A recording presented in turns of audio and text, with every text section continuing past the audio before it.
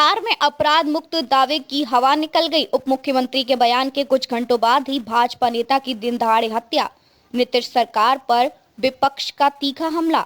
बिहार में कानून व्यवस्था को लेकर सरकार के दावों पर उस समय गंभीर सवाल खड़े हो गए जब उप मुख्यमंत्री सम्राट चौधरी द्वारा 3 महीने में अपराधियों को राज्य से बाहर निकालने के बयान के कुछ ही घंटों बाद समस्तीपुर में भाजपा नेता की दिन दहाड़े गोली मारकर हत्या कर दी गई। इस सनसनीखेज वारदात ने न केवल प्रशासनिक व्यवस्था की पोल खोल दी, बल्कि सत्तारूढ़ एनडीए सरकार को विपक्ष के तीखे हमलों के केंद्र में भी। दुकान के अंदर मारी गई गोली, अस्पताल में तोड़ा दम। मृतक की पहचान रूपक साहनी 45 वर्ष के रूप में हुई है, जो भाजपा से जुड़े स्थानीय नेता बताए जा रहे हैं। बुधवार शाम यह वारदात खानपुर थाना क्षेत्र के सादिकपुर में उस समय हुई जब रूपक साहनी अपनी दुकान में मौजूद थे। अचानक आए हमलावरों ने उन्हें बेहद करीब से गोली मारी और फरार हो गए। गंभीर रूप से घायल रूपक साहनी को तत्काल समस्तीपुर सदर अस्पताल ले जाया गया, जहां डॉक्टरों ने उन्हें मृत घोषित कर दिया। घटना के बाद इलाके में अफरा तफरी मच गई और स्थानीय लोगों में भारी आक्रोश देखा गया। 2 संदिग्ध हिरासत में, एसएचओ निलंबित। समस्तीपुर के एसपी अरविंद प्रताप सिंह ने बताया कि मामले में सोनू और मोनू नामक 2 संदिग्धों को पूछताछ के लिए हिरासत में लिया गया है। एसपी के अनुसार घटना में शामिल अन्य अपराधियों की गिरफ्तारी के लिए लगातार छापेमारी की जा रही है। जांच के लिए 3 विशेष टीमों का गठन किया गया है।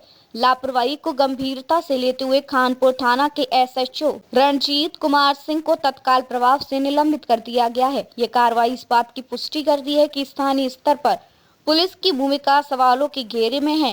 पहले से मिल रही थी धमकियां, पुलिस पर गंभीर आरोप। मृतक के परिजनों ने पुलिस प्रशासन पर सीधे तौर पर लापरवाही का आरोप लगाया। परिवार के एक करीबी रिश्तेदार ने कहा, रूपक साहनी को पहले से जान से मारने की धमकियां मिल रही थी। उन्होंने इसकी शिकायत पुलिस से की थी, लेकिन कोई ठोस कार्रवाई नहीं की गई। अगर समय रहते पुलिस हरकत में आती तो आज ये हत्या नहीं होती। शराब माफिया से टकराव बना हत्या की वजह। जांच अधिकारियों के अनुसार प्रथम दृष्टया हत्या के पीछे व्यक्तिगत दुश्मनी का एंगल सामने आ रहा है। हालांकि परिजनों ने एक और गंभीर पहलू की ओर इशारा किया है। परिवार का कहना है कि रूपक साहनी इलाके में अवैध शराब की बिक्री का खुलकर विरोध करते थे, जिससे शराब माफिया उनसे नाराज था। उपमंडल अधिकारी संजय कुमार ने पुष्टि की कि मृतक द्वारा पहले 2 लिखित शिकायतें दर्ज कराई गई थी। यह तथ्य इस मामले को केवल आपसी रंजिश तक सीमित नहीं रहने देता, बल्कि अवैध शराब नेटवर्क और प्रशासनिक उदासीनता की ओर भी इशारा करता है।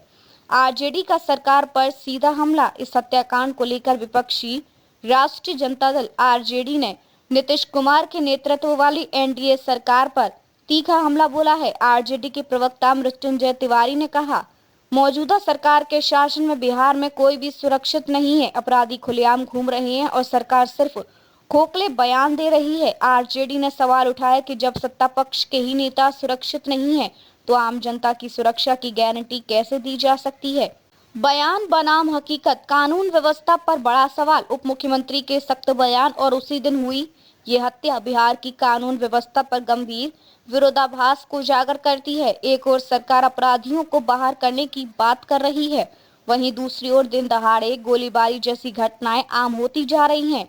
अब ये मामला केवल एक हत्या नहीं, बल्कि पुलिस की कार्यप्रणाली, अवैध शराब माफिया, राजनीतिक सुरक्षा और प्रशासनिक जवाबदेही, इन सभी पर एक साथ सवाल खड़े करता है। आगे की राह फिलहाल पुलिस जांच जारी है और गिरफ्तार संदिग्धों से पूछताछ की जा रही है, लेकिन असली सवाल यह है कि क्या यह कार्रवाई केवल घटना के बाद की औपचारिकता बनकर रह जाएगी या फिर वास्तव में दोषियों तक पहुंच पाएगी।